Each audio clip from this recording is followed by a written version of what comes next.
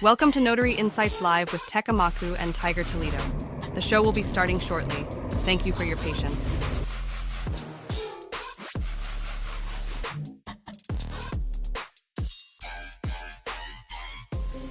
Welcome to Notary Insights Live with Amaku and Tiger Toledo. The show will be starting shortly. Thank you for your patience.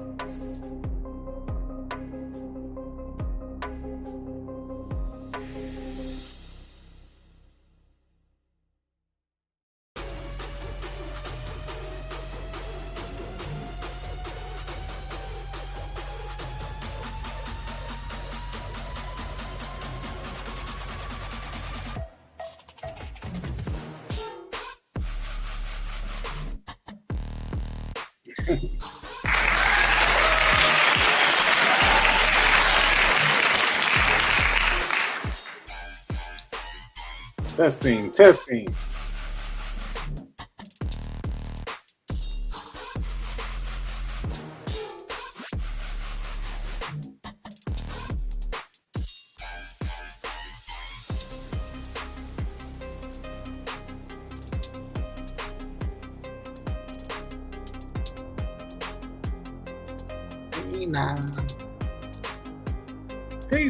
Peace. This is your international sales and marketing hit, man. Your humble hip-hop sales coach, Tiger Toledo, and you already know what it is, man. You rocking with the best, you heard? And I am joined here with Mr. Automation himself, straight out of Oakland, California. Give it up for Mr. Amaku, ladies and gentlemen.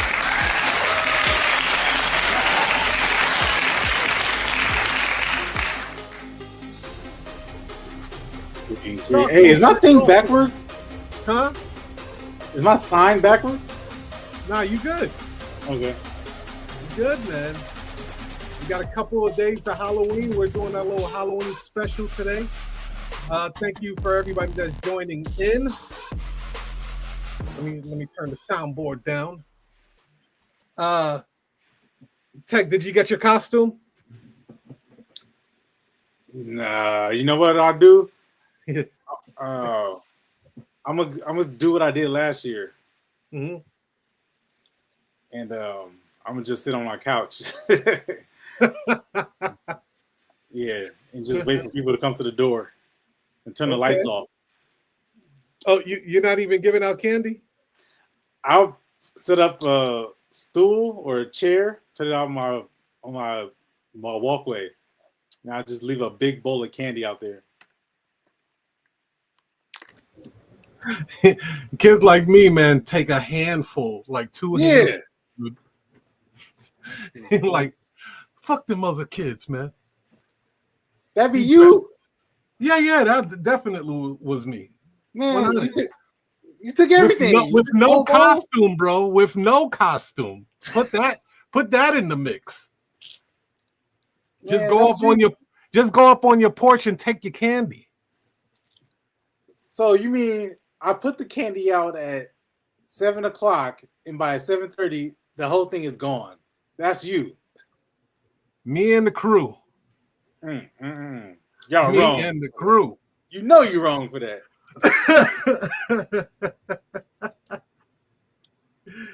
Yeah, man. Yeah, I didn't get a costume. I was gonna get a costume. I was gonna go as Terrifier. Didn't even want to spend the bread, dude.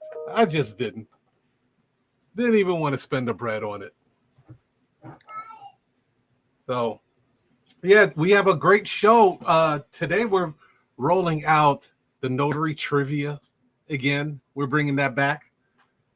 Then we're also bringing in Money Corner that hasn't been around for a couple of weeks, maybe a month or two. Yeah, it branched off into its own show. Yeah.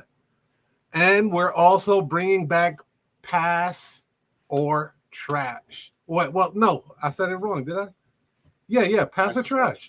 That's right. Where we audit websites, see how they're actually making money, if they're even designed or engineered to make money. And then you guys can actually take these tips and apply it to your website so you can create the funnel that you need. So I'm gonna do something a little bit different this time.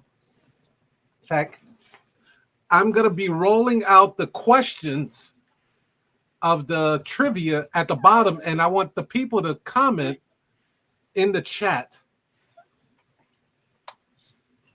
of what the answer would be, true or false. Okay. All right. Now you forgot one thing. If The topic? No, for Pass the Trash. Okay. If you are watching, or if you're watching this on replay, or if you're watching this live, then put your website, enter your website in the chat, and then we'll use your website as an example. Indeed. Yes. And you got a free audit right here online. Exactly. Don't be afraid. It ain't that scary. So let's roll. I'm gonna roll out the first question now. Tech, you can answer it at any time, but mainly the trivia is for the audience to see how you guys are doing. It's gonna be fun. We ain't gonna gong you too bad. We won't gong you too bad. So the first question is, true or false? A notary public primary duty is to make sure that the document is accurate. What do you say, Tech? My response is false. Okay, so we'll let this ride for a little bit. In the meantime, we'll could go into our topic of the day, and you guys can answer it as we put it in the chat, and they'll pop up on the whatever they call that on the side panel. Yeah. But just put number 1 and then put T or F. That's all you got to do. And then we'll call you out, shout you out, and all that. So, Tech, today I wanted to talk about our favorite subject, which is pricing. Oh, yeah. So much is going on. So I realize that there's a lot of people that do not want to get creative with their pricing because they feel like they would be breaking some laws, right? So I came up with a couple of solutions to that they can actually solve. Some 5 legal money boosters that notaries can use without breaking any laws and all that crazy foo-foo stuff. Yeah. So the first one, and you tell me how you would attack it, Tech. Travel and convenience fee. Do you do that? Do you charge? Yes. Okay. So before you elaborate on it, this is what people can do. You can charge for distance, right? And other people, they actually charge, like some people, not a lot of notaries, but they break it down in zones. Have you ever heard that one before? Oh, yeah. So they'll do green zone, yellow zone, red zone. Yep. Or zone A, zone B, zone C. And they'll, depending on where the zone is, they will charge accordingly for that. So how do you approach the whole traveling and convenience fee, Tech? Very simple. How long does it take for me or someone else, but in this case, how long will it take for me to execute this notarization from beginning to end? Okay. From the time the phone call. So the clock starts as soon as the phone rings. Like the meter starts running like a cab. As soon as you hop in the car, we off. And then from the time I get back to my house, that's how we're clocking the time. So, but the mistake that people make is that they itemize it. Mm-hmm. They list it out. Yes. 5 miles from my house, 2 miles from my office, 36 cents a mile. And then they calculate the miles. Then they do the zip code. And then they do the area code. And then they do the time zone. And then it's just too many calculations. Too many math equations and trigonometry factored into that. So what I did was I just factored it in. How long is it going to take to complete this? Is it going to take me half an hour to do this? 35 minutes, 48 hour and 6 minutes, and then it's easier that way because now I can just ask myself, well, how much is an hour of my time worth? If an hour of my time worth is $100 and it's gonna take me half an hour to do it, then that means I charge $100. And if I do it less than in an hour, then that's just a bonus. So pricing can be confusing because people make it confusing. It can be really complex to really think about how long will it take me to do this, and if I do it faster, then it's just a bonus. Now I want to ask you though, Tiger. What if you think it's going to take half an hour and it ends up being double that? Are you going to charge the person an additional 30 minutes? See? You know, I actually never figure out the time in my pricing. Whether it's because I know it is a probable situation where some appointments might run 30, 45 minutes, and then some appointments might run 5 minutes, right? So it's like luck of the draw sometimes, and I really can't predict. So I don't really charge by the length of time that I'm there. I already know what I'm going to charge the client off the rip, just off of the urgency in their voice, the type of document it is, the location. So I get this snapshot of like, okay, you're going to be in the hospital. You're doing it at rush hour. You're doing a high value document. And I can hear the panic in your voice. Then I create my price off of that. So whether it takes 10 minutes or it takes 45 minutes, I don't mind because I got a really good cushion there. Okay. Yeah, but you see, those two are the same. Those models, your model is a mirror of my models too. They're exactly the same because I'm doing the same thing. If you're in the hospital and you need it in the next half an hour, so talk about urgency, talk about the location, hospital, talk about distance. Well, how far is the medical hospital? And then you're factoring all those things. But I just know in my mind, I'll probably be in and out of this thing in half an hour, or I'll probably be in and out in 48 minutes. But your pricing, so does your price then fluctuate because of those factors, or will you just, yeah, or how does your price It's I have a base that I don't go any lower, and then it goes up from there. Got it. Okay. Yep. Yeah. So, okay. Yeah, that's a good point, though, man. I don't know. You want to explain that a little bit? You have a base. Because I believe every assignment is unique in its own way, right? You can have two people getting power of attorneys in the same location. One is in dire need of getting this done. The other one is like, that can play a factor in the pricing and who accepts the price.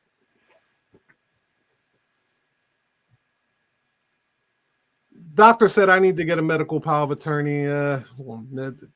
This is my uncle. This is not a big deal. If somebody else could do it, and then you tell them $150, and they'd be like, "Whoa! I wasn't expecting to pay all of that. I ain't even close to my uncle like that." You know what I'm saying? Like, but somebody else, it's like, this is my mom. They're not, or this is my wife. They're not revealing any medical records to me at all. Like, then you hear the urgency, the panic, the stress that's in that person's voice, and knowing that you can alleviate that. That's what they really pay for, Tech. At the end of the day, they're not paying for your ink. I don't care if you have pink ink, blue ink, green ink for your stamp. They're paying for you to reduce stress out of their life. They're paying you for the convenience in their life. They're paying you for the reliability that you bring to them. That's what they're paying for. Yeah, I don't think it has anything to do. Despite what many people online will say, this has nothing to do with the damn stamp. It has nothing to do with that. Oh my god, that's such a good point. The ink on the stamp or the rubber seal, and this applies to Ron. It applies to apostilles. It applies to fingerprinting. I think this applies across the board. The act itself isn't what they're paying you for. That's not it. And as soon as you realize that, your pricing then becomes much more clear, and I think you can easily convey why, or without just having to justify why you charge what you charge. You can easily convey how to charge and how to price people appropriately, and that it makes sense for you. So in other words, somebody calls you and then their mom is in a hospital or a nursing home and they're out of state, but they got all the time in the world. They're not that close to their uncle, like you mentioned. All these factors, all these stories and circumstances that are behind the appointment is really what they're paying for. It's not the actual stamp, the physical stamp itself. Yeah, they're all very unique in their own way. Let's look at the next one. So the other one, a way that notaries can charge legally, a money booster, would be after hours or holiday premiums. Have you done that, Tech? Yes, Sundays. Mm-hmm. Yeah. Some people will even bring it up. Some clients will say, they'll ask, I know today is Thanksgiving, and I'm calling to see if your guys are open. I know there's an additional charge because it's the holiday. I just want to see if you guys can actually come out today. Mm-hmm. Like, some clients will inject that into the actual phone call themselves. But it was already there to begin with. No question about that. You do after hours, after business hours? Yeah, well, yeah. There's everything factors. Everything plays a part. Everything. Yeah. From the time you call, the day of the week, the location, is it your client or is it you? Is it in the future? Like, are you planning this for in advance? Are you selling a house in Florida? Are you adding your kids to a deed on your beach house? All these things play a factor. I think what you said earlier, though, is very important, though. There is a base. Like, we start at this number. We won't go below. We won't go lower than that. So everything at a very absolute minimum will be, we know what to expect. So let's say it's 125, and it just goes up from there. No matter what you say, if it's real estate related or if it's just apostle related or estate planning related, it's, at the very least, it's going to be 125. So I can call somebody at 290, and then they'll say, "Whoa, I didn't expect that." And I'm like, "That's just where it starts, 290." Is it because it's a holiday? Not exactly.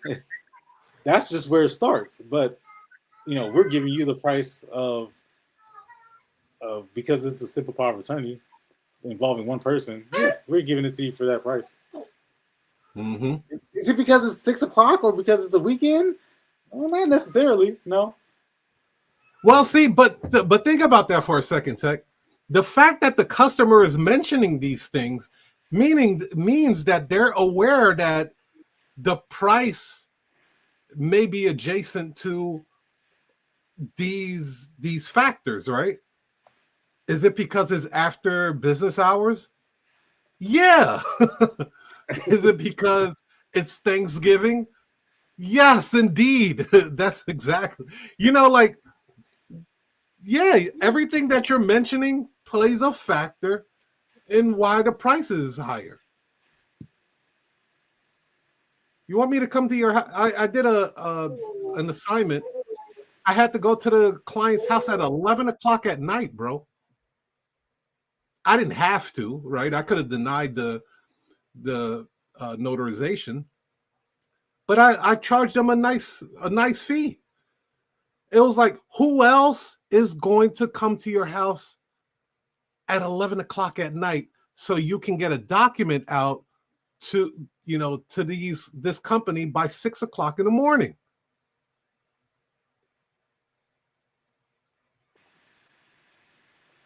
Nobody. You can't, and that's the reason why you're on the phone with me right now, because you've tried 2 or 3 or 4 or maybe more other people, and nobody was able to do it. Yeah. So let's just cut the crap, and then let's get this taken care of, because the longer you wait, then the longer you're going to stall the business. That's really the reason you're trying to get this taken care of. It's not the stamp, y'all. It's always something behind it, some other driving factor, like you always say. Mm-hmm. Let's answer the question. So, what was your answer, Tech, to the true or false? My answer was false. Notary public primary duty is to make the document accurate. False. The answer is false. Their duty is to verify the identity of the signer, not the document's content. Hopefully you guys got that right. We'll go into right. We'll go into the next one and let that sit up there for a while. All you have to do is put the number 2 and put T or F for true or false. So this one is: a notary can notarize a document for their spouse or family member as long as everyone is present. What say you, Tech? Oh, I love this question, because I know there's going to be somebody who disagrees with me. My answer is unequivocally true. You can do it. Okay. All right, we'll let that one sit. I'm not even going to justify my answer either. I'm just saying it's true. Now, continuing the conversation of the legal money boosters, then number 3 is bundled packages. These are notarizations plus scan plus delivery. One price, more value. How do you do the bundle packages, Tech? Very easy. Everything is a bundle. Everything. And this is a multi-layered question. Number one, the word legal is always going to be a little sketchy to people, because every notary, damn near every notary, thinks that they're an attorney, or they read the notary handbook, so they went to law school, so they know what the law says, what notarial law says. Stop all that, guys. That's the reason. And those are the notaries who be talking the most but have the least amount of appointments. Because they end up chasing their clients away, and they talk themselves out of business. But talk about bundling. First of all, when somebody calls and they ask, well, how much do you charge? Never answer that question. I don't know how many times I can beat this into your heads. Do not answer that question. I never answer that question. The reason why is because your very question, which is, how do you bundle it? I don't even know what you have yet, so I can't give you a precise, accurate answer yet. So bundling is everything, because you can bundle anything. Like literally every single appointment can be bundled. Every single appointment can be bundled if you ask the right question. So when somebody says, hey, how much do you charge? So the question is never, my response is never a number. It's always, well, may I ask you a few questions so that I can get some details, and then we'll be able to see if we can offer you a solution. I might not be able to help you, sir. Madam, may not be able to help you. So may I ask you a few questions? Yeah, okay. Let me find out what I can bundle. So that's why my line of questioning is the way it is. Yeah. Again, me and Tech, we really don't recommend you itemize your bundling. not on an invoice, not verbally over the phone. You know, well, the zone fee is this, the printing is this, and you're like rattling off of. That's like a waiter hovering over your table saying, well, you got the steak, the baked potatoes, they charge you for the chives, you did get 2 drinks, only 1 refill per customer on that one. Your kid got some French fries and a chicken finger. Like, how awkward is that, right? Read it on your own. But the fact that you're reciting this stuff to a person over the phone to justify your cost, that person would I mean, like, Tech, have you ever gone to a restaurant and you made an order and you say, hey, before you put that order in, bring me the receipt so I could see all the money is going to cost? Last time I checked, no. I've never done that. Before you put the order in, bring me the receipt so I could look at everything that I just ordered before you put, and then I can tell you if I really do want it or not. That's not how this goes. The notary business is pretty simple, wouldn't you say, Tech? Yeah, it's so simple that a robot could do it. But why do so many notaries get it wrong? Because they think they're lawyers. That's the reason why. A lot of people think that they're attorneys. They want to show off their knowledge.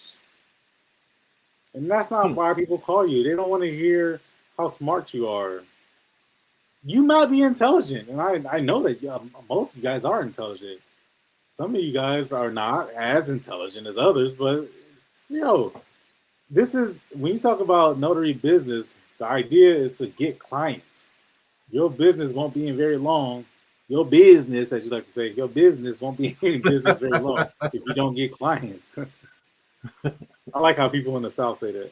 My business. It might be a Midwest thing. I don't know. Hey, the Midwest got a lot of people from the South, bro. Yeah, sure. Yeah, a lot of people from the South migrated to the Midwest. Yeah. Chicago got plenty of people from Mississippi, Alabama, Tennessee, and all that. Yeah. California does too. Not recently, but I meet people all the time who grew up in the South. When I would go to appointments, I would always ask, especially if they're older and they're Black, I would always ask, now, where are you from? Right. This is a way for me to break the ice. Again, another little tip for you guys. After they're done signing everything, don't do it while they're signing, because they're gonna go into a long story, and that's gonna make your appointment long. Jesus Christ, they're gonna tell you all about where they came from and what year it was when they got here and why they never decided to go back. I've heard a lot of those stories. So always ask at the end, now, where are you from? Me? Well, I'm from Mississippi. Really? Okay, cool. What part? I know that area. That's my neck of the woods. Right? I always say that because I got some family out there, in-laws. People love to talk about themselves. Use that to your advantage. If you know what I mean, like, you could really use that to your advantage, and that's why I love taking those notary phone calls, is because I understand that people love to talk about themselves. There's a time and place. If you're in a rush, you got to get them off the phone, then yeah, go ahead and do that. The more content or context I have about their situation, the better I can price my services. If I've done notarizations where a person just got into a motorcycle accident. Like literally like hours before the notarization. They needed to get this power of attorney before the person went into surgery. They don't just volunteer that type of information to you. You have to pull that out. And it's not difficult to pull out. A simple question like, tell me what's happening, what's going on. and that's all you need. Even the call we were on the other day. Mm-hmm. I mean, god damn it, y'all! Like what we're dropping right now might seem simple to you, but this is so profound, and you'd be surprised how many of you guys don't do this. Like you're missing so much. A simple question can reveal so much about a person. One question: who is signing the document? Right? A brand new notary who just got commissioned 4 months ago. And they're already making videos on YouTube and Instagram, trying to be a mentor, trying to teach everybody, but they don't even understand that a simple question like who is signing a document, because they assume, because they're brand new, they assume that the person who's talking is this person who's signing the document, don't they? Mm-hmm. They assume that just because I'm the person who's calling and I'm talking to you, that I'm the primary signer. Not always the case. You ask who's signing the document, and then I respond and I say, well, it's my brother. My brother actually got into the intensive care unit because he just had a stomach ache, and it turns out that it was stage 4 stomach cancer. And now so much has happened in the last 3 days. My family has traveled from out of state, and we're all here by his bedside. The doctor says that they're going to do surgery. And they said that before they do anything, we have to get this power of attorney signed. This is just so much going on. I've never done this before. I just need your help. Real life story. I'm able to recite that because that's not made up. That's I just asked one question: who is signing the document? Because I, unlike a lot of brand new notaries, fresh out the gate, already teaching lessons, don't even stop it. You assume incorrectly that the person who's calling is the person who's signing the document. Not always the case.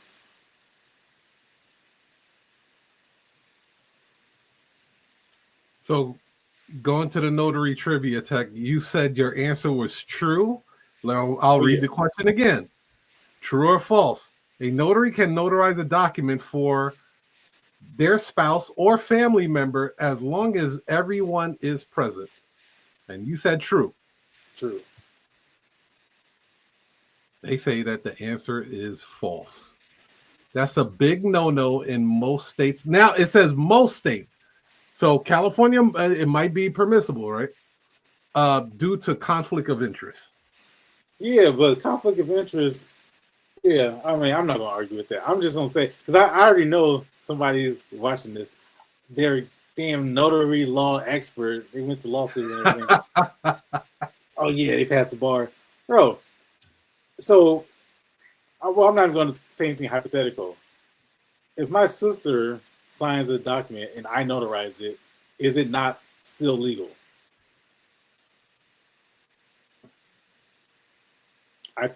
She passed the verification check, the ID. Now, should you notarize it is a different question. If I do notarize it, will that document still hold up? Absolutely it will. Absolutely. That's why I said true. Yeah, the notary police gonna be on you. Hey, I got a question for you, man. I don't mean to derail the conversation or anything, but maybe I can ask it later. But I was going to ask this question to the public too. My question was, because speaking to exactly what you just said, the notary police, is it more cost efficient to not even have a notary commission anymore? Could it be more cost efficient to have a notary business but not be an actual notary? That's that means funny. No E&O requirement, right? You don't carry the liability that comes with being a notary. You don't have to pay for the renewal every 4 years. You don't have to pay for supplies, journals and stamps and whatnot. You don't have to pay for the bond. You don't have to do.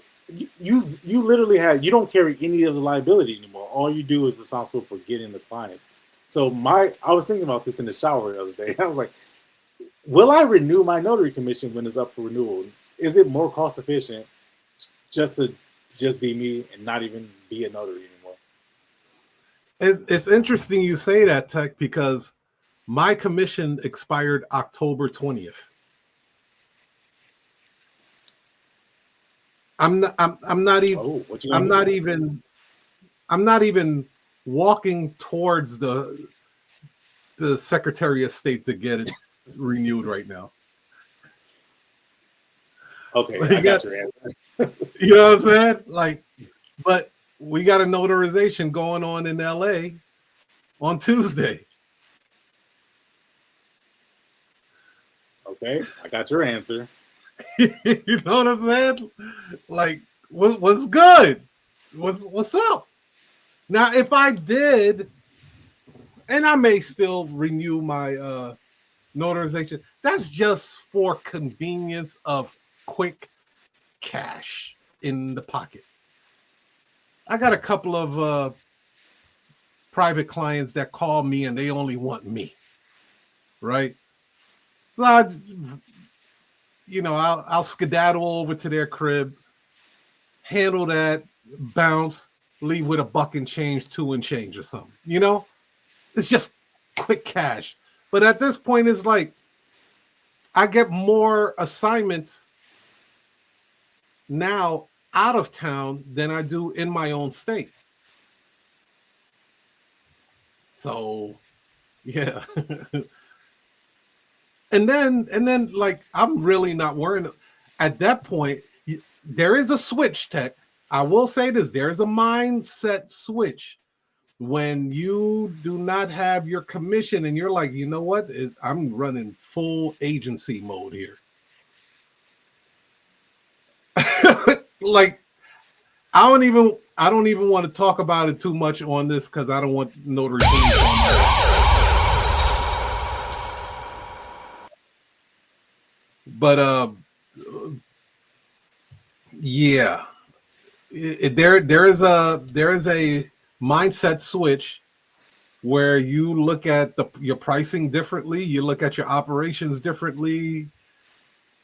It's definitely more freedom because knowing that you're not running any appointments anymore and you can't run any appointments, you really have to have these systems in place where you could cover more ground dispatching notaries.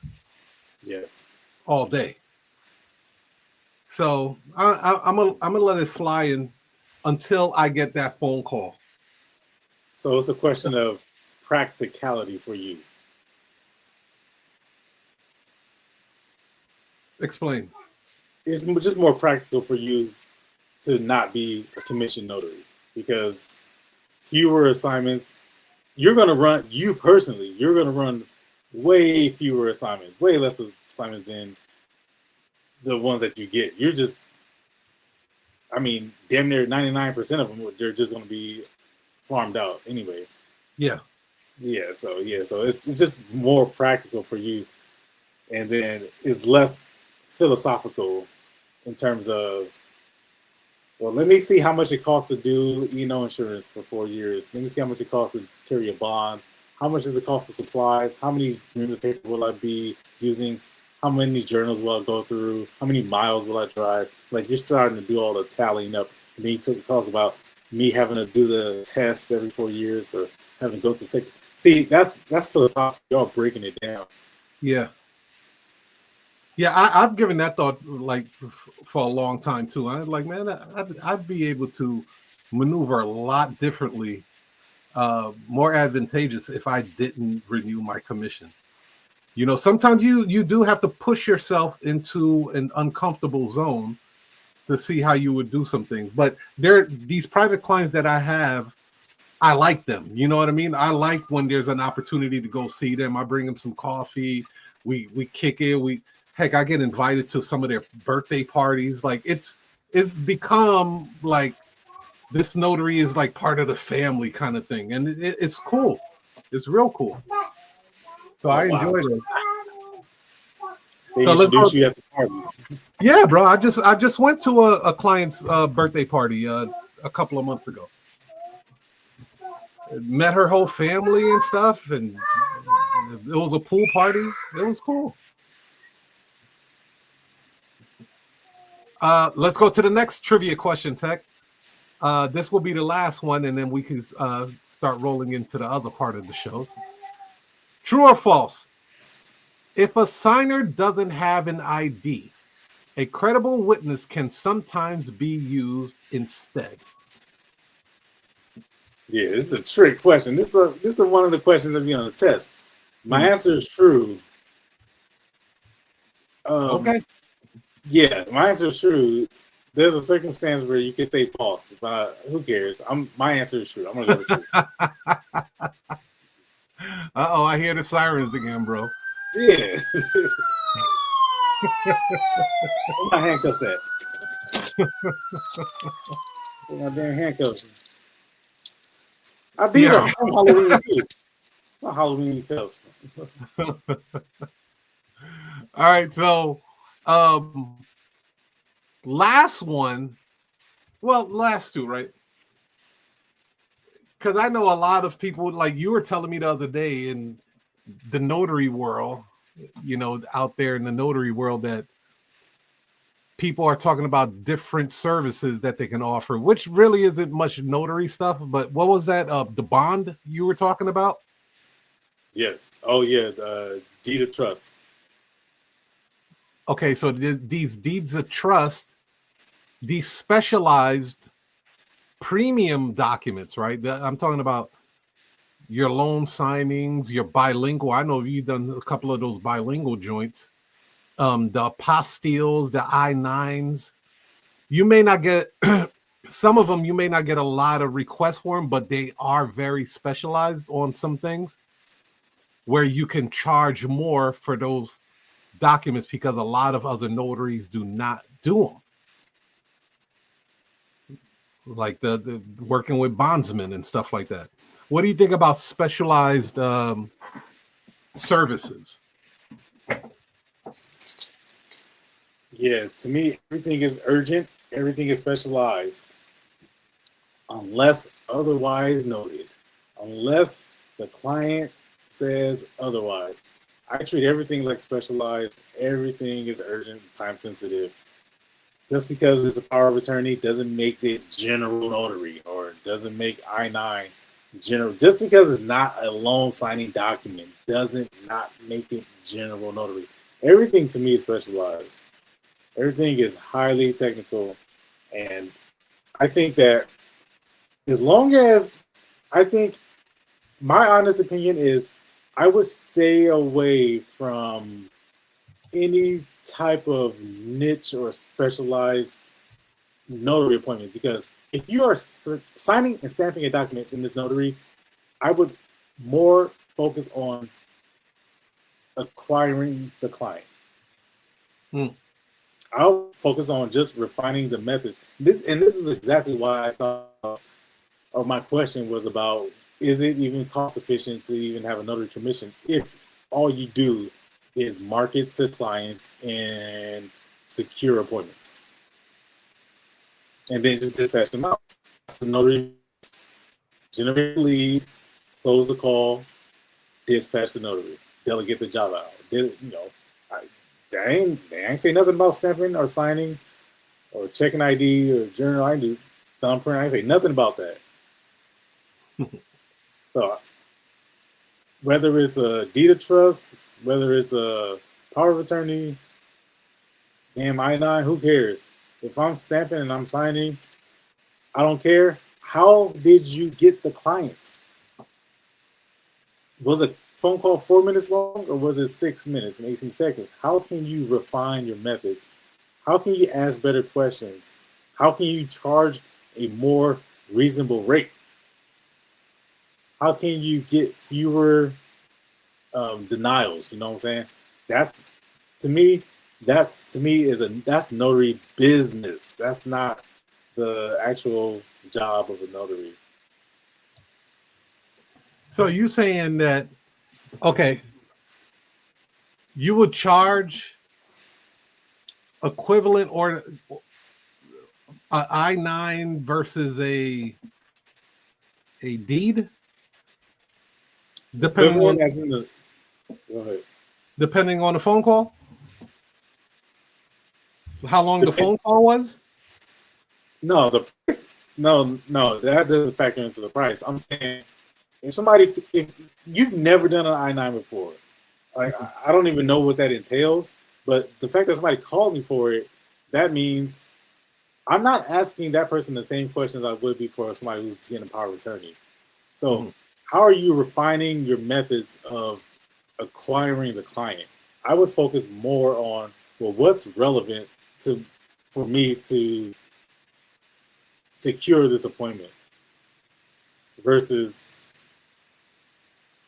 me saying that, oh, I've never done it before. That's not my area of expertise. Okay. Because I guarantee that somebody's going to get a phone call. Somebody says, well, I hear people say, well, I specialize in estate planning. We specialize in this. Okay. So if somebody calls you for a passport application, can you still help them? Sure. Probably can. The line of questioning, however, is not the exact same, right? You're not asking that person about, put it this way, passport application could just be one single paper versus some type of trust, which will require maybe multiple signers. Maybe it requires you printing or having copies of it. So all those questions now, and then what about you having to send it back to the attorney? So you have all these different factors that, to me, when people say they specialize in one particular area, it could hurt them. It could hurt them if they don't know, if they're not comfortable with taking a sales call. They don't recognize that they're actively in a sales call, and then they can't change the gear. They can't change the mode. Let me turn this off. Let me turn off this interrogation line of questioning, and let me get to the point. Okay. Well, I agree otherwise on that one. So I'd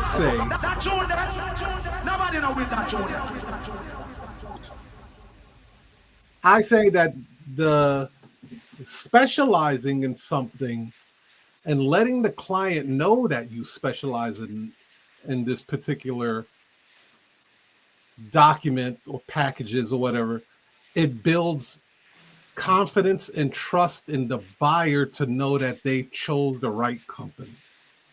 So if I call a company, a notary, and I say, I have a loan modification, and I get two responses. I call two notaries. One notary says, I've never done a loan modification before. Can they still notarize it? Absolutely, right? They can actually learn it on the drive to my house.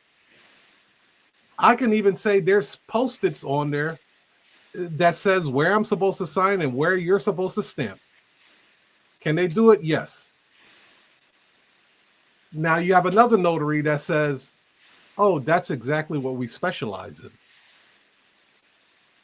All of my defenses went down. Okay, well, but you still got to ask the right questions, though. Yeah, but the fact that a person, if a person specializes in something, like an electrician, if an electrician has some skills in plumbing, he's probably going to lead off. He's still going to lead off and say, I'm an electrician. I've done a little plumbing before. Now, if they tell you I did a little plumbing, now you make the decision to let them play around with your sub pump if you want. This shit backs up and then fucking floods the whole basement. You're done. Yeah, I thought I told but you. he could tell. But he told you he's done some plumbing. Versus, I've been a plumber for 20-something years. 15 years, 10 years. This person knows what they're doing. And that's why when it comes to home improvement, the people that and I'm just taking this from experience in the home improvement. It may or may not apply to the notary business, but I think it does. When you're looking for somebody, you're not, and you have plumbing problems, you're looking for a plumber. You're not looking for the general laborer. I do drywall, I do crown molding, I do chimneys, tuck pointing, and I do plumbing. No. You do plumbing. My brother does it. You said what? My brother does it. He does. Yeah. Okay. Well, is that all he does? Yeah, that's all he does. I do everything else. That's my guy then. I don't need you working on the plumbing. I need your brother working on the plumbing. Yeah. Okay. Yeah. So think about it for your vehicle, right? There's some mechanics that will specialize in just your engine. There are some mechanics that are specialized in just your brakes. And then there's that general mechanic that I've done everything. And then you realize this dude is trying to put your whatever in there, and he's fidgeting, he's clinking, he's banging his hand all over the place. He's like, I can't reach it. All kind of excuses. I don't have the right tools. What? Yeah. That's what a generalist does. They don't have the right tools. The specialists, they got all the right tools. So I just think that the specialist definitely gets paid way more. You can position it in a way where you can ask for more, because that's why a lot of cats was going for that trust package certification. Yeah. Yeah, but here's the thing. They go for the... Listen, man. I'll say I specialize in everything. But if you say you specialize in everything, then you're a generalist too, though. But here's the thing, though. I know what questions to ask. Okay, well, that's different, though. I'm saying a person that's starting off or been in the game for a while, yeah, you can notarize any piece of paper from a napkin to a 11 by 17 document. You can notarize it. Your stamp does not discriminate. You do. Your stamp don't care what. You could stamp it on the back of a stripper's ass, bro. You can do it. But you specializing in a specific field. Like if I were to ask you, okay, Tech, what do you specialize in the medical field? You could rattle it off. And then I could base my decision on, do I want to hire Tech to be my athletic trainer or not? So you'd be like, oh, I do it all. Upper body, lower body, back, shoulders, pecs.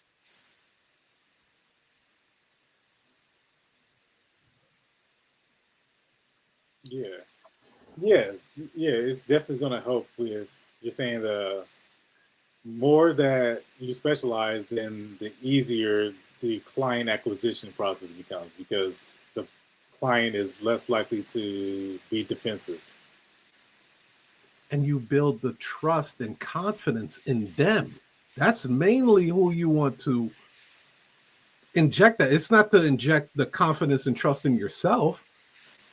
It's to make them feel secure with the decision that they're going to make and agree to the premium price that you have attached to you taking the time out to specialize in this particular field. All right. So if you ask me, I call you, you ask me, what document do you need? And I say it's a power of attorney. Mm-hmm. Then your response is, oh, we specialize in power of attorney. That's what I would say. Yeah. Okay. That's what we specialize in. See, when I call, and then you ask me, well, what document do you need? And I say, I need a passport application. You say, we specialize in passport applications. No, I won't say that. Oh, okay.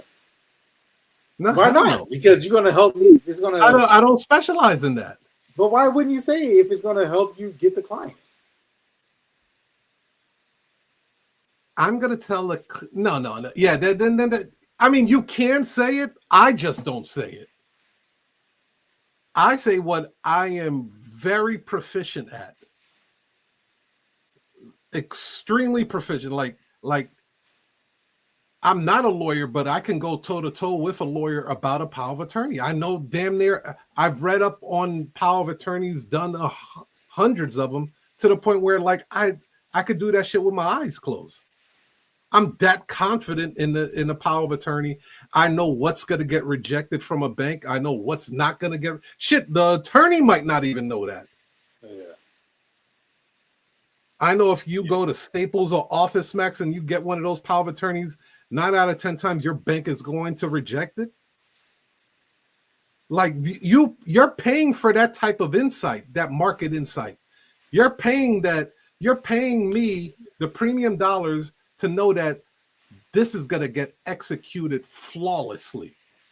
And if for some odd reason it doesn't get executed flawlessly, I will come back out for free. Yeah. No, I was so. Say that again. No, what you're saying is incredibly advanced. Like, I can't wait for the person who's listening to this, watching this, to try that. To say that you're a specialist in an area like power of attorney, and then for the client to then, become calm and relaxed, it makes the whole client acquisition process so much smoother. So I can't wait for the people to try this. Now, how would you advise somebody who's never used that line? Because that line does work. That's why I'm saying I don't care what the hell you say. I'm going to say I specialize in that because I know that line will give me an increased chance to nail the client. Well, see, and then for me, it would be like if I don't I'm not proficient at loan signings. I wouldn't dare say that. You know what I'm saying? Like really? They'll throw out jargon at me and I will be like a deer in headlights. I'm like, I don't know what you're talking about. So I wouldn't say that. Can I notarize it? Absolutely. But no, I can't run circles around people. So how would you handle that call then? Huh? How would you handle the call then if somebody called you for loan signing? How would you handle it any differently? We're going to dispatch a notary that specializes in loan signings. So you just go pure receptionist then? 100. I go pure receptionist on everything. I just let them know that our company specializes in power of attorneys. Okay. The entire company. Like the lawyer in Utah, they specialize in trust packages. Okay. Do they do other documents? Absolutely. But when it comes to trust packages, yeah, you've reached the right one. You do not need to call anyone else. Yeah. So also, when I tell the client that we specialize that, I'm basically knocking other notaries out the box. Purposely. This is what we do. We do it every day. Now, you could go ahead and hire somebody that maybe did one or two, but this is what we do, ma'am. And then also, I'll put this out on a mindset situation. When you push yourself to specialize in something, you put yourself in situations to create offers that no one will offer because they don't specialize in it, so they do not penetrate through that new dimension. And what I'm talking about is I can easily tell a client, if a family member contests your document, we will show up in court on your behalf. I'm confident in that because I asked the right questions. I know exactly what the situation is. I already know if there's going to be a family member that contested because I'm already sifting through the mud. They're going to tell me after I ask them what's the situation. And then they say, yeah, I got to get this done because I got a family member that's going to try to contest this. Okay, I know there might be some heat on this one. Go ahead, Tech. Yes. So just to summarize, for those of you guys who might be just jumping in or might have not understood what we were saying, how we were breaking it down. On one hand, you have the notary who is a the highly specialized notary for that particular document set. So power of attorney, an example. So when you're taking a phone call, now that puts the client at ease, lets the guard down. The client acquisition process becomes easier. See, we're not talking about the job of the notary, the actual stamping of the notary. We're talking about how to get the client, how to refine and improve and increase your chances of landing more appointments. And this is a skill that is not talked about.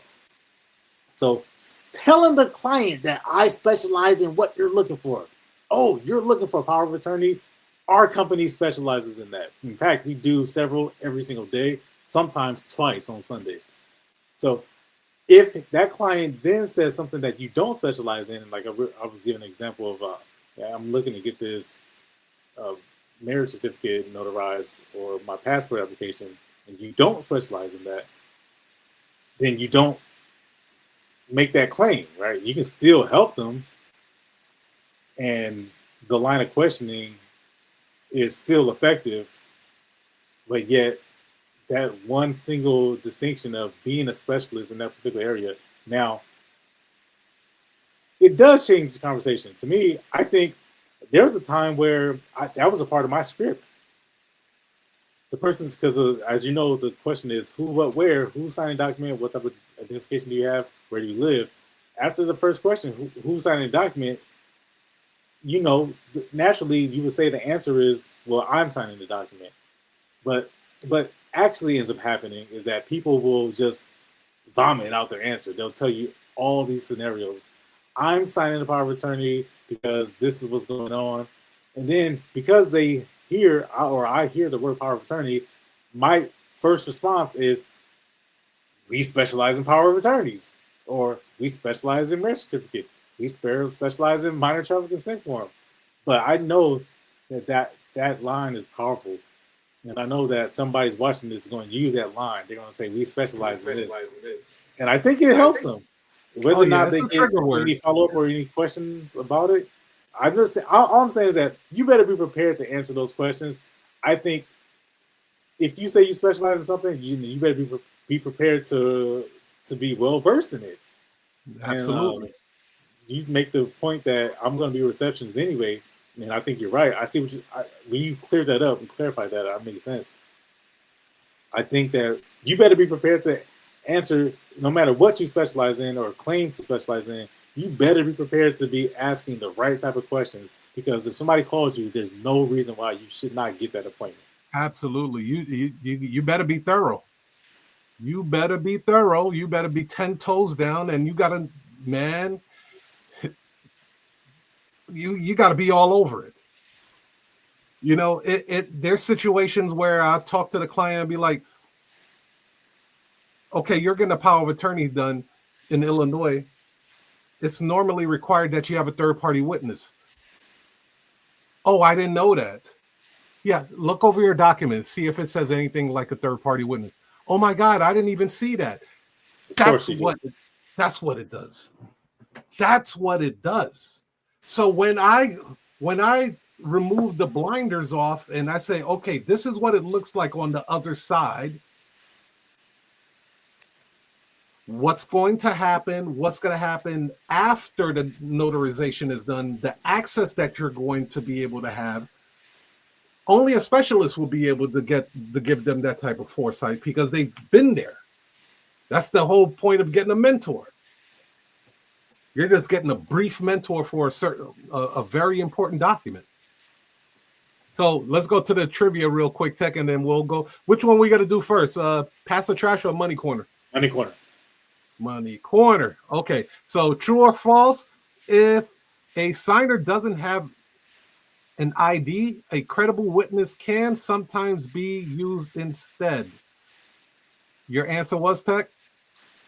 Taking off the handcuffs. Answer is true. The survey says true. Many states allow this as long as the witness meets the legal requirements. I know that's big in California, right? Like you could use that third-party witness big time. So up next, ladies and gentlemen, we have the money corner. But before we go into that, we're going to go into a quick commercial break. Tech, what are we talking about on the money corner today? Well, we're going to revisit a very important topic, talking about cash flow. My favorite topic, cash flow. All right, let's go into this commercial break, y'all. This video is brought to you by Sabrina, the AI voice automation that turns calls into clients. As a business owner, you're juggling a lot, and managing phone calls can quickly become overwhelming. That's where Sabrina comes in. Imagine having a reliable 24/7 assistant that never misses a call, handles routine questions, schedules appointments, and directs important calls to the right people, all without needing a human touch. This frees up your team's time to focus on what really matters, saves you money, and ensures every customer gets a consistent professional experience. It's like having an extra set of hands so you can focus on growing your business. All right. Take off the handcuffs. All right, guys, we're going to visit an important topic today in the Money Corner. Welcome, everybody. Welcome in. I love talking about any discussion that has to do with people's theories or people's approaches to money, because the day that we live in today, this ain't the 70s. This ain't the 80s, y'all. This ain't even the 90s. That was 30 years ago. That was 40 years ago, damn near. So much has evolved. So much has changed. The way we live our lives completely changed. And finances has a lot to do with that. I know your parents, your grandparents taught you some different ways on how to manage money, but a lot of that stuff doesn't even apply today. And you can definitely expect 20 years, 30 years from today in the future, those topics will, if they even still exist, a lot of that stuff will be obsolete. But a lot of your opinions and your approaches to how money is managed has to change. And I just want to revisit a topic that we've visited in the past, and it's really talking about cash flow. And really what distinguishes between people who are rich, some people who are middle class, and some people who are poor has nothing to do with the amount of money you currently have in your bank account. Has nothing to do with how much you earn in your full-time or your part-time job or your business. Has nothing to do with income. What determines whether somebody is either upper class, middle class, lower class, poor, rich, whatever, that all has to do, there is a numerical way to represent that, and most accurate is going to be your net worth or your wealth, which wealth, the basic definition for wealth is not some number, not some fantastical number in the sky. The number is after everything has been taken care of, after all your obligations have been met, what's left over. That's your wealth. Easy definition, very simple. Don't complicate it. But the topic we're going to revisit today is talking about cash flow. How do you determine between somebody who's rich, somebody who's poor, somebody who's middle class? Well, it, again, has nothing to do with the number. It all is determined by where your money is flowing. Where is it going? How is it circulating? How is it moving within your own personal or your own family economy? When you receive some type of income, whether you find $5 on the ground, like I did recently, I found $10 on the ground, 2 5s. What happens to that money? Where does it go? Does it just sit in your car, in your glove box? Does it get deposited into a bank? Do you give it to your son or daughter? Do you go buy a t-shirt? Like, what happens to it? That's what determines the rich between poor, between a middle class. And I am simplifying the topic to some degree, but I do want to make a very clear distinction and make a disclosure. There's a YouTuber He's actually an attorney who I follow online. His name is Antonio Moore. His channel is called Tone Talks. I think this guy is ahead of his time. I think in a lot of ways, he reminds me of us and how what we were bringing to the notary industry. Like with the stuff that we're talking about today, we've been doing this for like over 6 years, 7 years. There's people talking about doing follow-up text messages, and the money's in the follow-up and all that stuff. That's stuff that Tiger was talking about 6 years ago. People are just now catching up to a lot of these things. I see in a lot of ways what this brother, Antonio Moore, he's an attorney out of Los Angeles, and he's really ignited the national conversation about reparative justice in the ADOS community, the American descendant of slavery, black, what people call black or African American community. He's really spearheaded that topic, but he also talks about wealth in general, and he is ahead of his time. And how do I know that? It's because I recognize when we were ahead of our time, we were getting the level of backlash that we were getting, but that's what he's getting right now. And it's always good to be ahead of the curve. Talk about the technology adoption curve.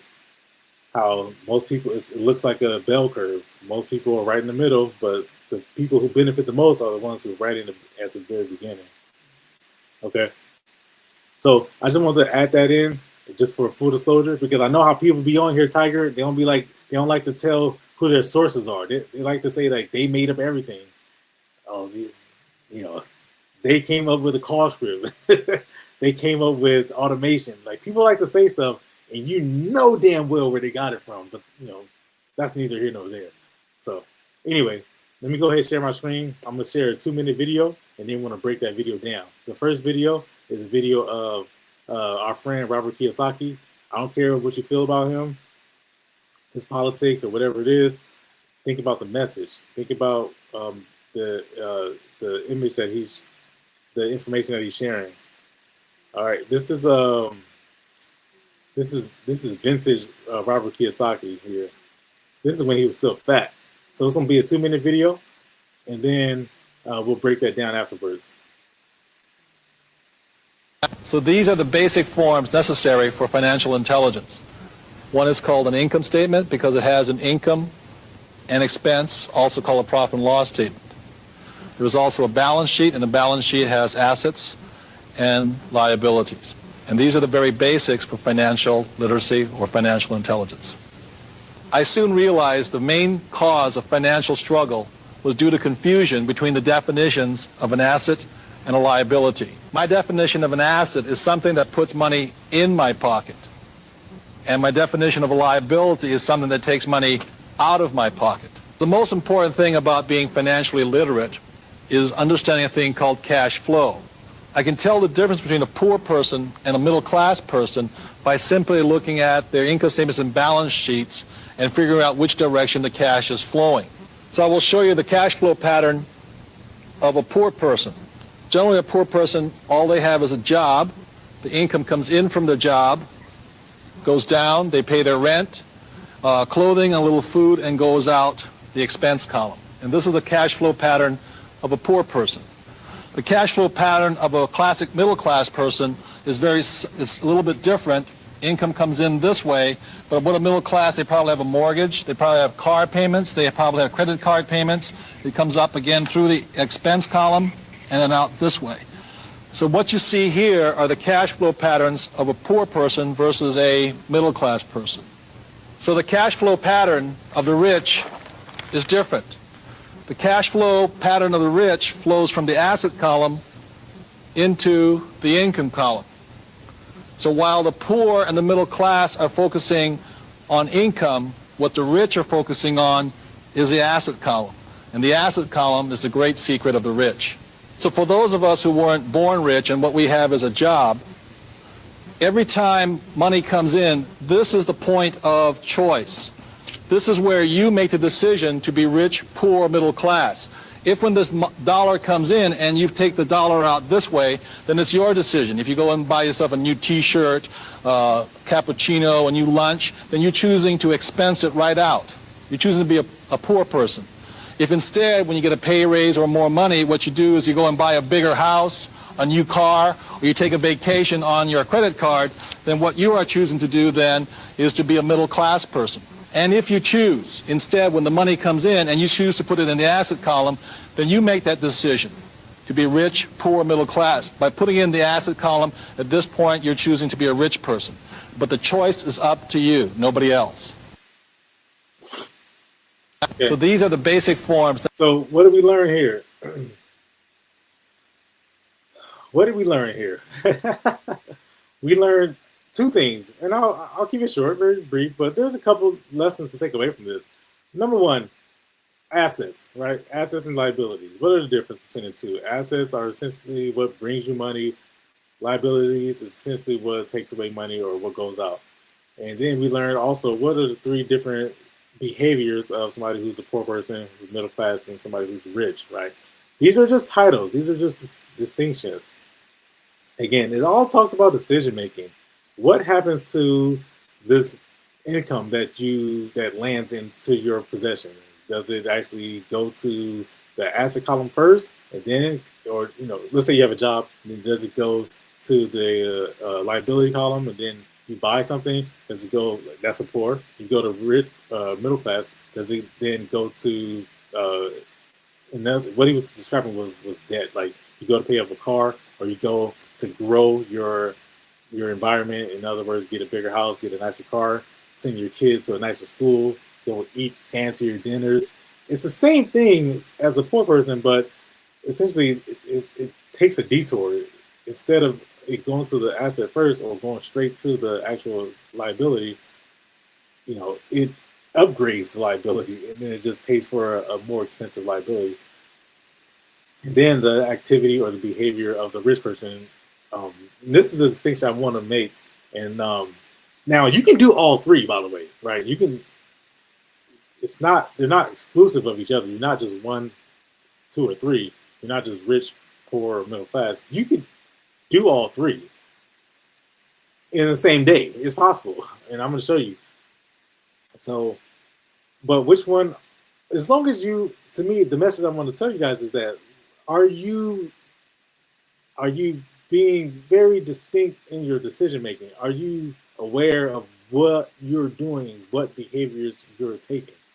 So one thing that so that's a couple of things that we learned, and I could talk all day about this, and I'll give you a QR code at the very end where we could talk, you and I, just one-on-one. We can bounce ideas off each other's head and further break concepts like this down. By the way, I am. If you don't know who I am, my name is Amaku. I am licensed by the state of California and the Department of Insurance to discuss these topics. I'm not one of these YouTube gurus or Instagram financial professionals.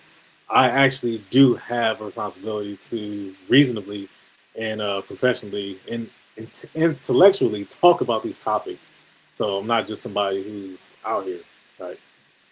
That's not my disclosure that this is just in entertainment or educational purposes. No, I can actually talk about this stuff. I'm licensed by the state of California and the Department of Insurance to talk about these things. And that's important to note as well, because I don't know if you guys know this, but it's actually illegal for anybody who's not licensed to talk about these things and make recommendations. Okay? So those are the things. So these are the basic.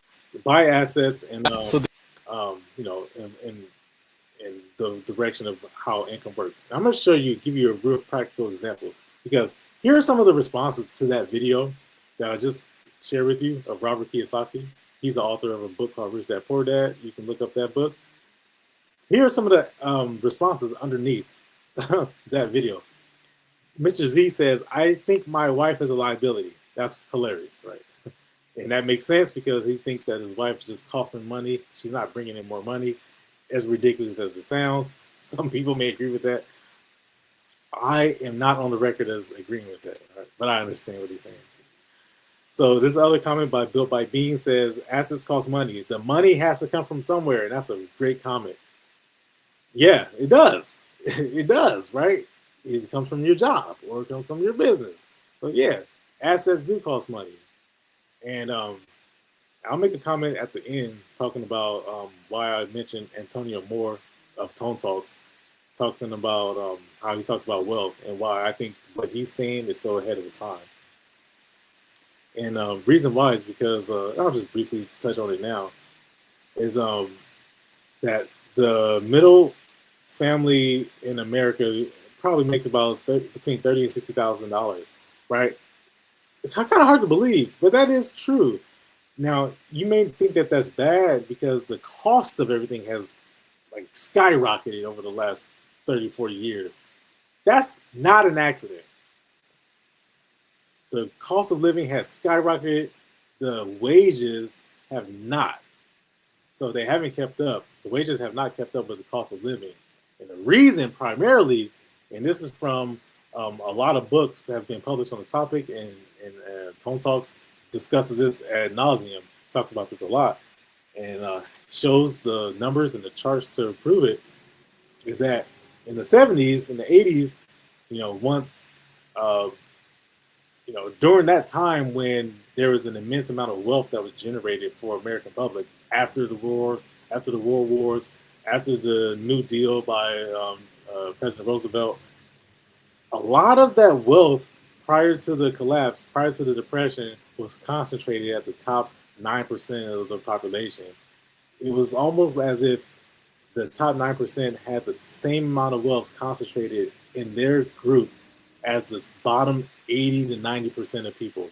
It's crazy. 10% of people have the same amount of wealth as 90% of people. Well, the New Deal, which was President Roosevelt's and Congress new laws that were passed to subsidize or to at least break up all that wealth, to really fracture it up, so that that's how all these people between the 40s, the 50s, the 60s, the 70s, that's how your grandmother who had a high school education, had a brand new house, had 4 kids supported, or your dad who couldn't even read was able to buy a house, work one job, and support a whole family. It's because all that stuff was subsidized by the breaking up of all that wealth. And then after Reagan, that changed. After Nixon, all that changed. And now what we've found over the last 40 or 50 years is that all that progress has been reversed. All the deregulation has taken place. And now we find ourselves in a situation where we have billionaires and almost the world's first trillionaire, right? You can make a case that the inequality that exists today is as, if not more, as it was back in the prior to the Great Depression. And the reason, and now how do we break that up now? And so that where there's comments like this where it says the money has to come from somewhere. That I'm just want to give some context to comments like this, because it is true and it's not hopeless. There is a way that we can actually counter this. All right, and I say this as somebody who's been very fortunate. I say this as somebody who understands what's at stake, understands that I am a homeowner. I'm fortunate enough to have work and have a business, and I don't have to worry about too much. Not like the average person, most people in America. So I am for taxes. I am for reform of education laws and financial laws. I am for. And where I live in California, for those of you guys who are Californians, you guys, and you're a homeowner at that. See, if you live in California and you don't own a home, you probably have no idea what Prop 13 is, Proposition 13 is. But I am a homeowner and I am in California, and Proposition 13 benefits me immensely. And I am for reforming or repealing or at least amending that law so that a lot of that wealth can be broken up, and we can stop having fires in California, and police could actually respond to emergencies, or ambulances can get here in less than 6 minutes. So another comment says, I went on the sidebar a little bit, but it's okay. It's relevant. Steve Rasty says, this is pointless. To have assets, you need surplus money after you've received your income and paid your standing costs and bills. Most folks are in debt at that point. Again, that kind of speaks to what I was just talking about. At the end of the day, after all your bills have been made, the wealth is what's left over. Another comment by Mr. Chaxi says, I understand. Rich people don't buy t-shirts or coffee. They just fire people from their companies to get money. Very funny. There's some truth to that. I understand what he's saying, but Amazon just laid off 30,000 people, so there's some truth to that.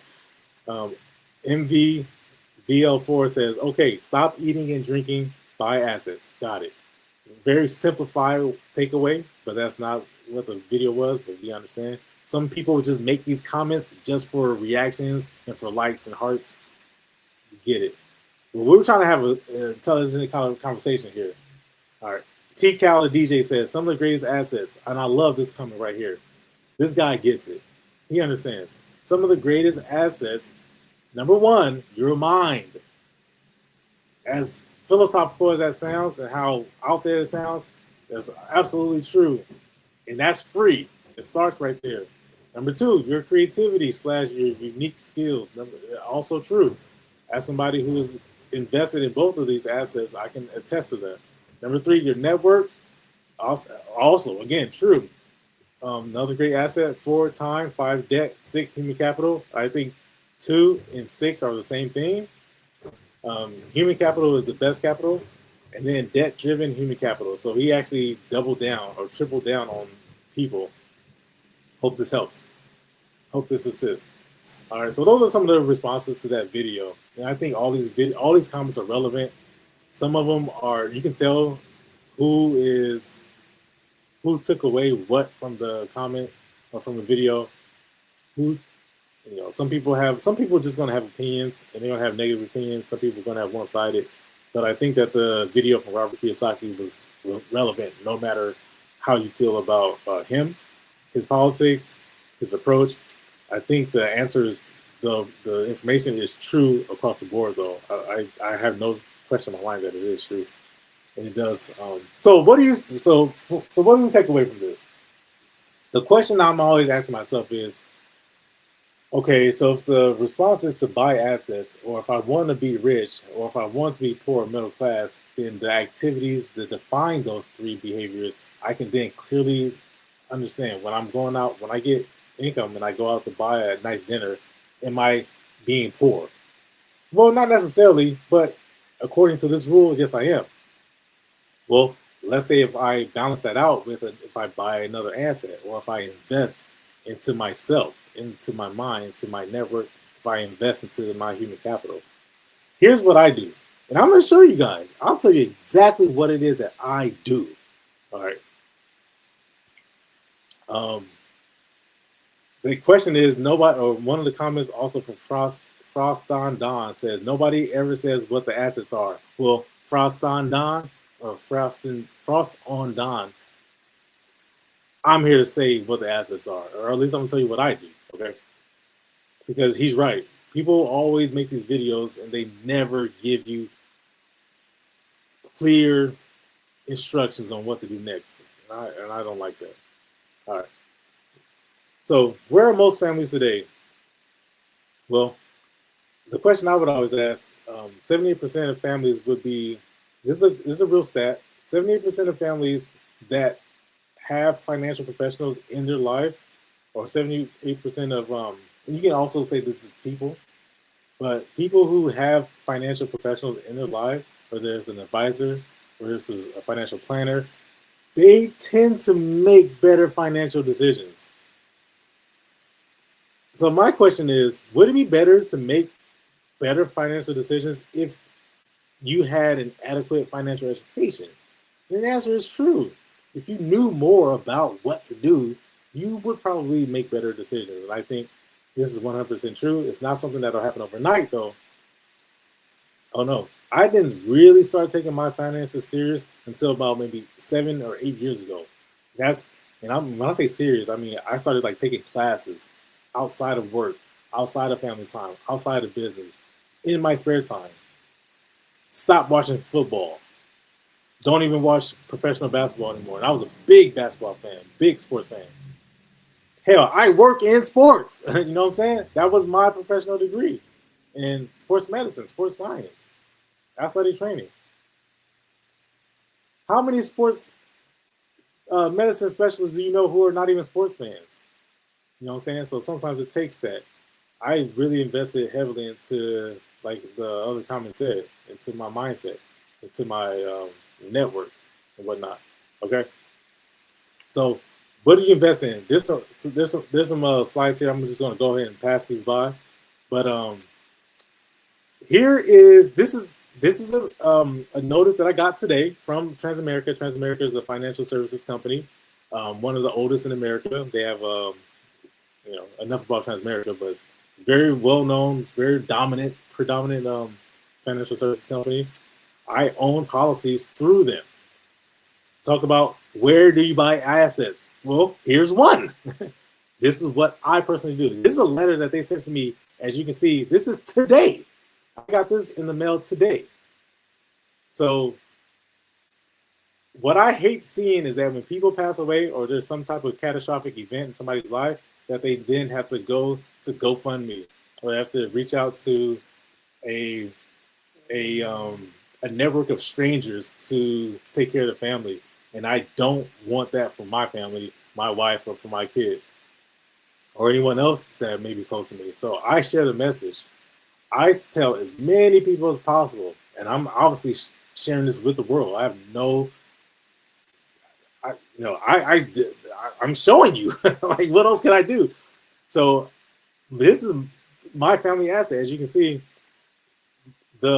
this is the trust between my wife and myself. This is my name right there, Etakamba and Dana Amaku Trust, dated October 7, 2023. That's when our official family trust was official, or became public. And as you can see, if you look at the top bar, it says beneficiary type. My trust is the primary beneficiary of all of my financial plans, all of my portfolio, put it that way. See, right now, investments are on sale right now. And the reason why is because over the last 50 years, what we've noticed is that an immense amount of wealth was generated amongst the boomer population. There's people who are between 60, 70, maybe a little bit older than that, who were born between the years of 40 and 60, I want to say 65 or something like that. My numbers could be off a little bit. So during that time, a lot of wealth was generated because of the New Deal, because of FDR, President Roosevelt's New Deal, which broke up a lot of that 9% wealth. Remember, I talked about that earlier? And it allowed a subsidized living style to the bottom 90%. And as a result, a lot of wealth was generated. And secondary to that generation of wealth, a lot of it was calcified, meaning it was locked into communities in ways that it will never be unlocked. And I mentioned a Proposition 13, which is one of California's most controversial laws, which is about property tax. It's only related to homeowners, but it affects everybody. If you live in California, even if you're not a homeowner, it affects you because you can't get access to the type of wealth that people who are homeowners or who bought homes prior to 1978, they've got crazy amount of wealth. The amount of most people's biggest asset, talk about family assets, most people's largest asset is their primary residence, is their home. That's the most expensive thing that they own. And over the last 50 years, let's give an example. Let's say a family bought a house in 1979 for $30,000. And then you fast forward 50 years later, today, that same house is now worth $635,000. That's a $600,000 increase. And that family didn't do nothing to the house. Maybe they got a new roof. Maybe they put in some windows. Maybe painted the house, cut the trees, kept the lawn cut. They didn't even have to touch the damn house, the interior, or build on anything, at a garage. They do nothing. That house would have appreciated to $635,000. That's a $600,000 increase from nothing, out of thin air. Well, how does that happen? That's because of Prop 13, laws like Prop 13, which are cementing and calcifying the level of wealth. And the reason why this is relevant is because that asset that access that person now has access to, well, if you don't have it protected in something like a trust, then when that owner of that property passes away, that 630,000 in that example, in that hypothetical example, gone.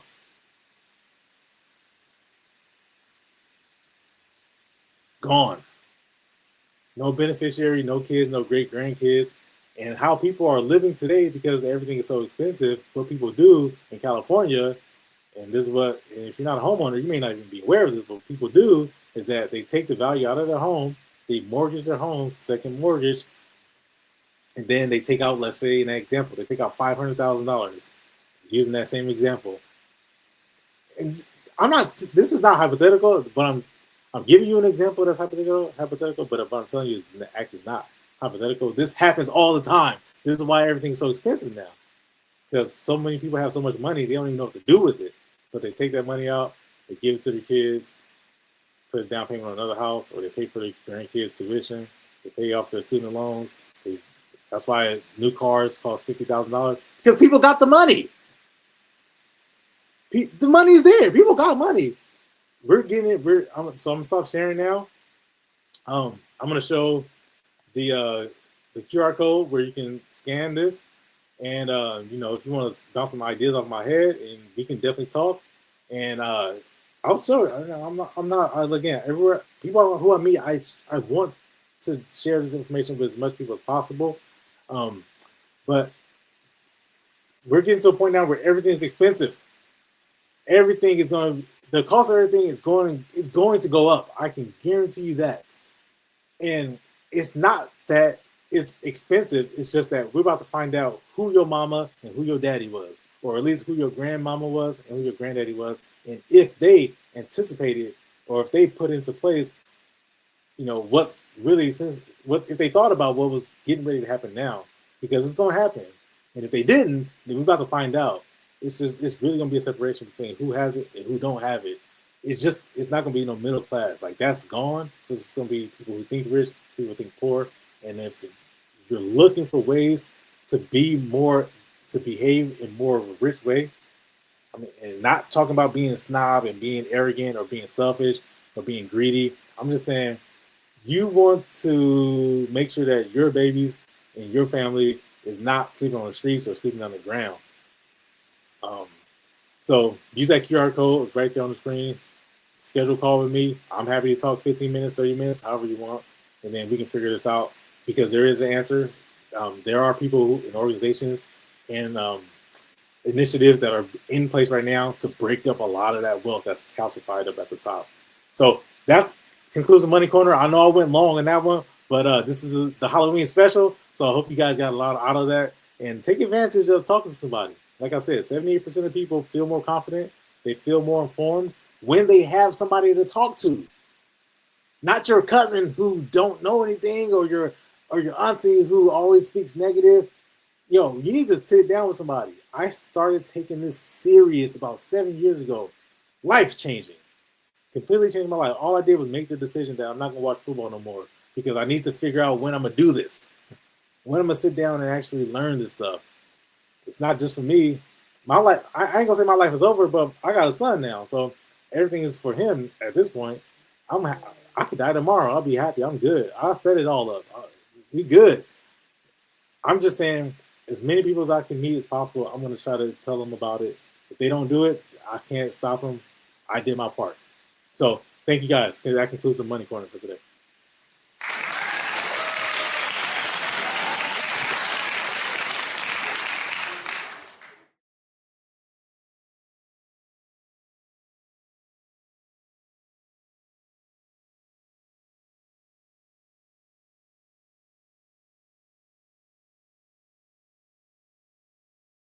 Welcome to Notary Insights Live with Amaku and Tiger Toledo. The show will be starting shortly. Thank you for your patience. As a part-time traveling notary with a full-time job, balancing everything can be tough, especially when you're getting calls at all hours. That's where Sabrina AI comes.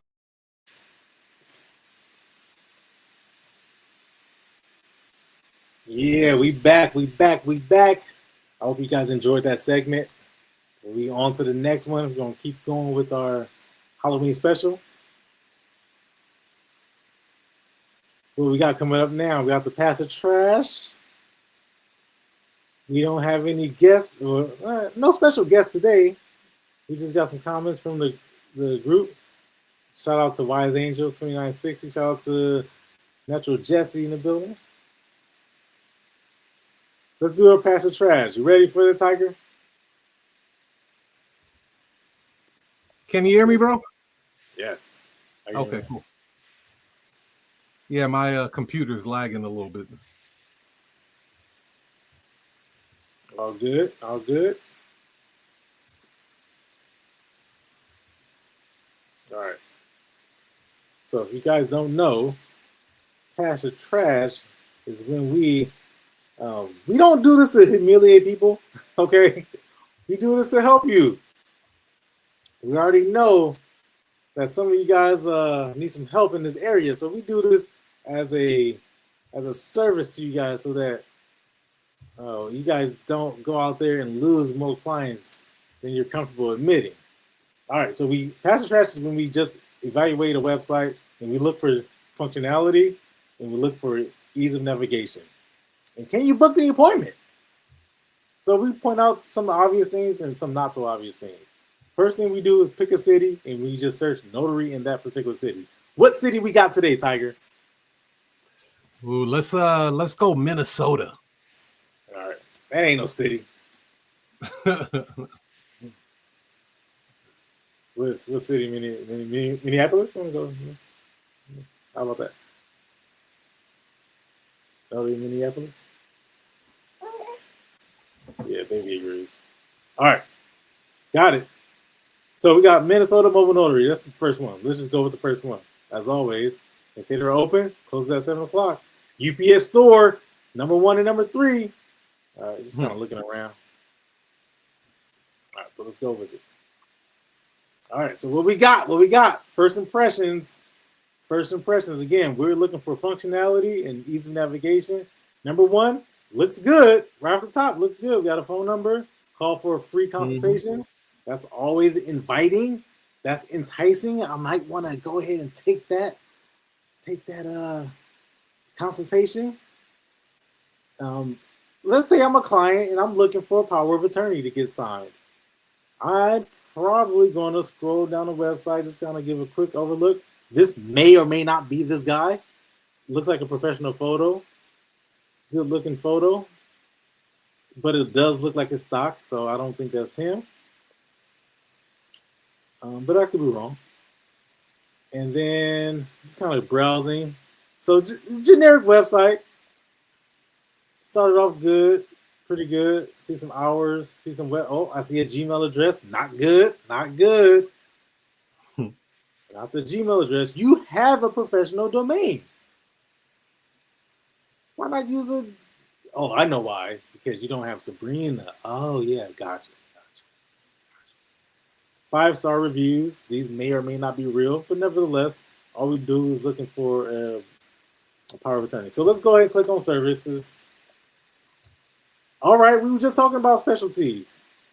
Mobile notary is a specialty. Is that a real specialty? Mobile notary, is that a real specialty? Nah. No, it ain't no real specialty. Everything is mobile. Whatever, Kendall. I guess Kendall's his name. Loan signing is our specialty. Our experts are well versed in handling loan documents. Okay, you say you're an expert. Okay, gotcha. All right, my document gets denied and it gets delayed, and you're going to give my money back, right? Gotcha. Everybody's an apostille service professional. Everybody's an expert in apostilles all of a sudden. Everybody's an expert. Everybody does them, baby. But all right, here we want to do. We want to request a signing, or we want to get our free first consultation. That's pretty good. All right, you click on request a signing, and what does it do? All right, so again, we rate on 2 different things. Can we book an appointment? And then, like the functionality, can we book an appointment? The links seem to work, so that's a good sign. And then we talk about navigation of the website. Number 1, we can't book an appointment. Now, you might be saying, well, Tech, I can't book an appointment. All I have to do is call first. Okay. And let's say you don't answer the phone. Was I successful? I don't think so. But that's just hypothetical. Let's just go with what we got here. All right, I don't like to do hypotheticals. Let's go with what we got. I clicked on request a signing. It says request a signing, don't it? I'm going to request a signing. I need power of attorney. And then the next thing, so you lied to me, Kendall. It says send a message. It's not good, Kendall. Because now I requested a signing, and now you're telling me to send a message. So I have to fill out my name, my email, contact number, and the description. These, I can't stand these boxes where it says description. Why, Tech? The reason why, if you have this on your website, take it off immediately. Why, Tech? Because what am I going to say here? This is the reason why people don't fill out your forms, because your question is not a question. It just says description. You asked me for my name, my email, my contact number, and now you just say description. Description of what? Description of my car? You want a description of the dinner I had last night? What is it? Well, the obvious thing is that you want a description of the notary appointment, right? Okay, I'm just saying that I need a power of attorney. I need a power of attorney. Is that enough information for you? So when you get this message, maybe today, maybe tomorrow, maybe never, I don't know when you're going to get this message back.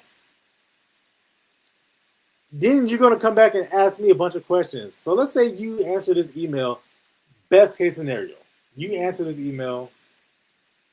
I don't even know the back end functioning of this website, but let's assume that whenever I hit request signing, an email gets shot out to Kendall, and Kendall says, I'm going to need more information.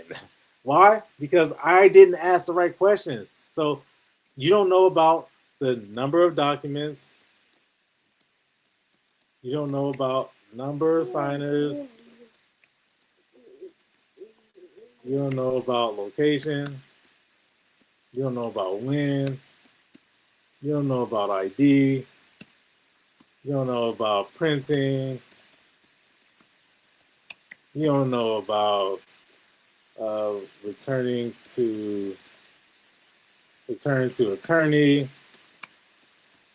You don't know who drafted it. You don't know if I did it. It's so many unknowns here that I have to dismiss, or I'm just not going to fill it out. We talked about this we talked about this in great length, talking about form fatigue. I don't know. You never heard that expression before because you don't live in Silicon Valley like I do. But Silicon Valley terminology or Silicon Valley jargon, and this is popular amongst the user experience community, is that when people, if they have a choice between picking a drop-down menu or using or making a choice versus typing in something, they're not going to type it in. Too much work. That's why Amazon comes out with the one-click buy. It's just one click. So this doesn't look good because I can't request a signing. I'm actually just emailing you. So you might as well just say, send me an email. All right, so not very good overall. So your thoughts, Tiger? Website aesthetically, it's clean. I like the clean look. Color scheme, yeah. It has the phone number really big and bold right there. I'm cool with that. Let me see what that what does it say? 25 years what? Service. Okay. So they've been around for a while. Does that mean anything to you? It can. To me, no. To a client, it can. It can mean a lot to them. Again, what you want to build the confidence in the client to want to purchase your product. So that's why they put the testimonials on the website to build confidence. Like, imagine you go on this guy's website and he posts all 1-star reviews and shit. What is that gonna do, right? So he's immediately gonna lose business. So it's all about building that confidence, that trust, and making them think that they are reaching out to the right company and they don't need to look any further. Yeah, again, the reviews, they may be real, they may not. Who knows? It's not like you could. There's a phone number for you to call and use a reference. So, and if you've been around for 25 years, I'd have a lot more reviews on there. To be Good honest. point. Let's see. What is their services? Let me see.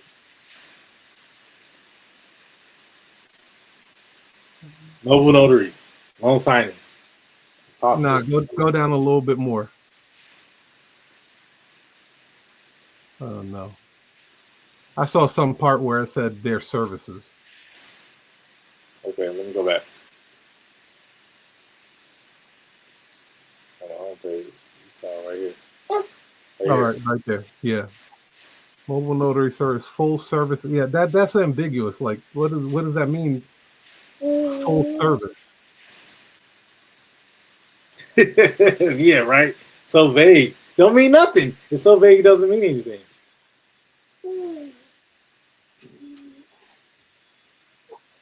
The sales copy could use some work. You know, it's a DIY. This is a do-it-yourself type of situation we're looking at. One-man show. Yeah, apostille service. Now we would probably even call this dude, but this is all about a website review, so we're not even going to bother calling. Yeah, and the reason why we would call him is to further demonstrate that just because he was the first person we clicked on, don't mean nothing. Don't mean really nothing don't. if you don't answer it. And most people don't answer it, and we could do that, but that's yeah, and here's the thing, right? He may not answer, like, because most people think that, oh, if the notary doesn't answer, that means they're not attentive. Maybe they have another job. But sometimes if they're really that good, they really don't have spare time to take your assignment. If this guy has been giving white glove service for 25 years, he should have such a strong base of clients that he could just rely on every single month.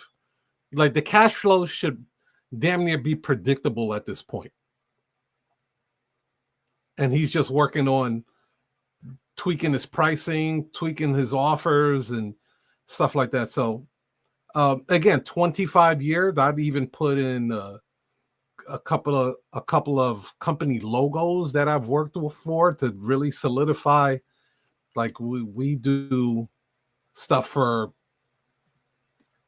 big companies, law firms and title companies. Like, so it's missing a lot of elements. You're saying the 25 years is false. You're saying that he ain't been.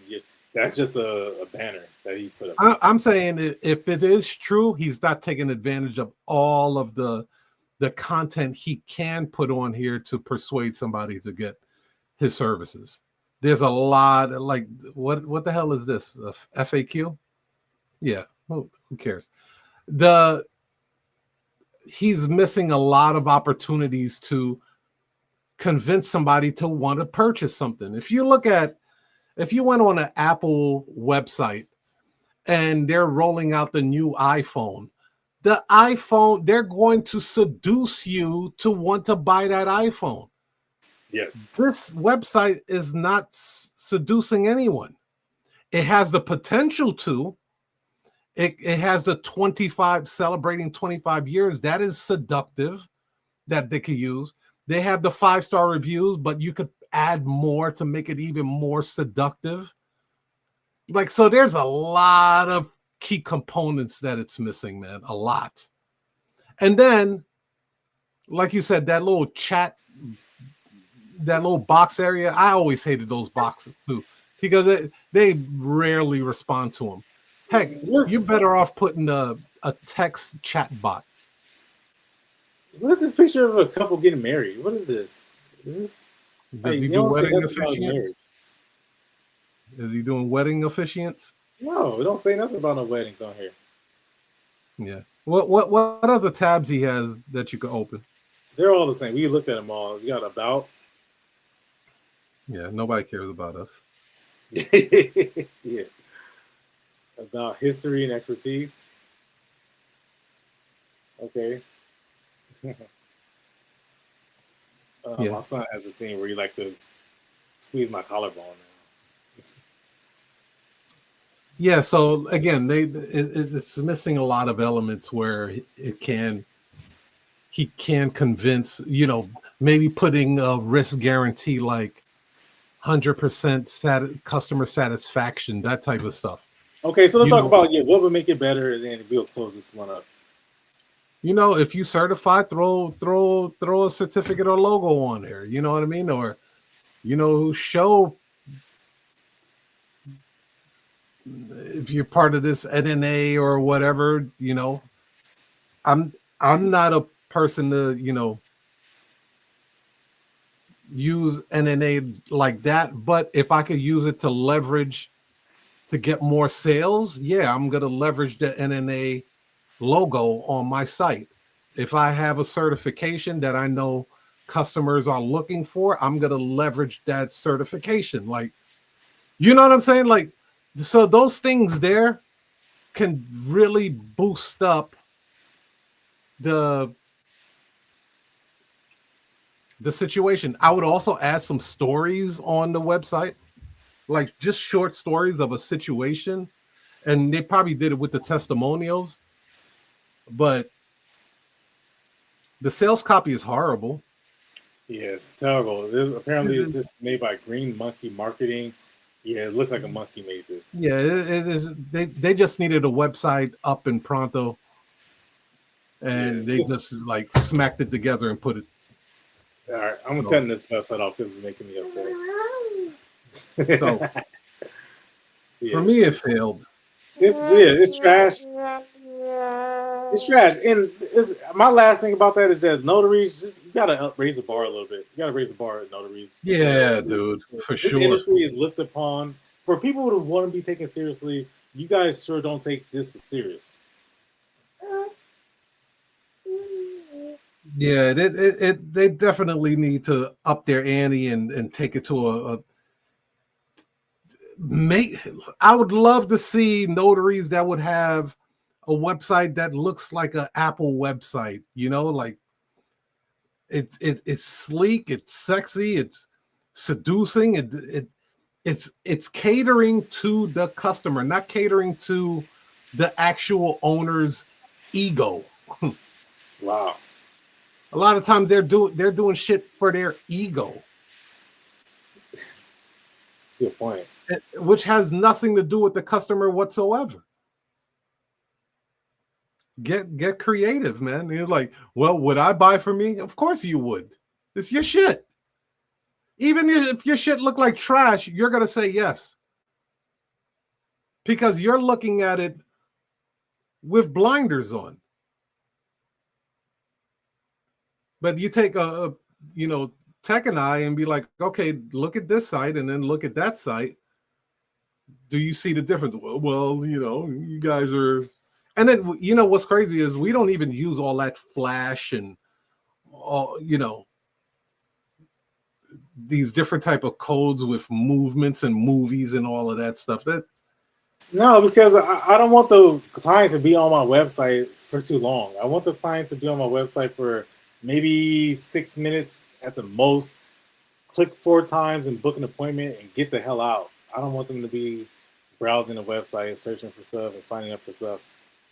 Not really. I don't want them to do that. I want them to. Now, let me ask you, why don't you want them on your website long? Because then that tells me that they're reading and they're not booking. I just want them to know where to go and go get back to whatever they were doing and before they got to my website. Is there a reason, like, based behind, like, is there something behind the scenes that makes you do that?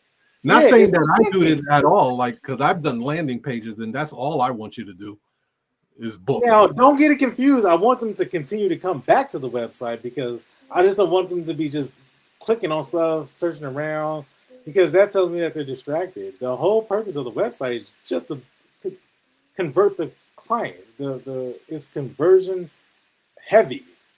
Mhm. Yo, come here, click 4 times, book the appointment, gone. Now come back now, right? I don't want you to forget about the website. I just want you to remember how easy and quick it was. And that's what most people do. I've made it a habit to call people after their appointments and I'll ask them, I'll say, thank you for using our service. Hey, out of curiosity, what was your experience like with using, we just adopted this new software. What was your experience like with using the system? And then they'll tell me how easy it was and how fast it was and how simple it was and how it was. The calendar popped up. They were able to pick a time and they were able to put their information in and they got a response. Yeah, very easy, very intuitive. People say that. I think that's what I'm looking for. Mm-hmm. Well, ladies and gentlemen, if you are in need for some of these things, like maybe a smart website that reacts to customers visiting your page, maybe you need a business phone line and you have Google Voice. Please hold while a Google subscriber is being located. Maybe you have one of those. Maybe you get 2 phone calls at the same time, but you can only answer one. And so you're missing calls, therefore you're missing money. Just like the Minneapolis notary that we saw was using Gmail. Maybe you need a professional business email. I suggest that you book an appointment to see Sabrina in action to see what she can do for your notary business today. I am going to put up the QR code on the side and you can request a demo right there on the top corner. Tech, you want to add anything? Yeah, let's raise the bar, guys. We talked about this Minneapolis notary and how everybody wants to be taken seriously. Everybody wants to be an expert, but you don't spend the time or invest in yourself enough to come across as the expert, as a specialist. The notary industry is a legal industry. Don't get it twisted. This is a money product that we sell, and we deal with legal documents. Your website has to reflect that. The functionality has to reflect that. This can't look like something that is a weekend project, or you just hired some old marketing company off the street and then they just knocked it out and then you were satisfied with it. Your decision making is reflected in your website. I think that you like you said, you lose out on so much by not taking that initial that greeting. Like, you don't take that serious enough, and the client therefore doesn't take it serious, and in the end you suffer, and the client is robbed of a fantastic experience. Don't wait to get the appointment to give them an outstanding experience. Give it to them from the very beginning. Yeah, ladies and gentlemen, Sabrina can do so much for you guys where we're just scratching the surface on some of the things. You can read it right there. Book an appointment to get a demo. It costs you nothing.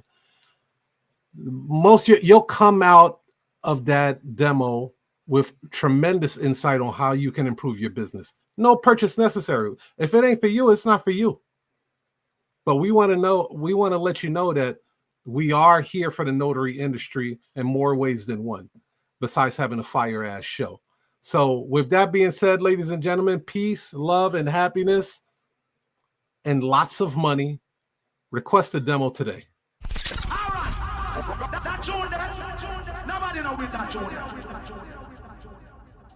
As a business owner, you're juggling a lot, and managing phone calls can quickly become overwhelming.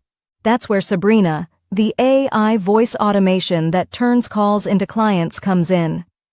Imagine having a reliable 24/7 assistant that never misses a call, handles routine questions, schedules appointments, and directs important calls to the right people, all without needing a human touch.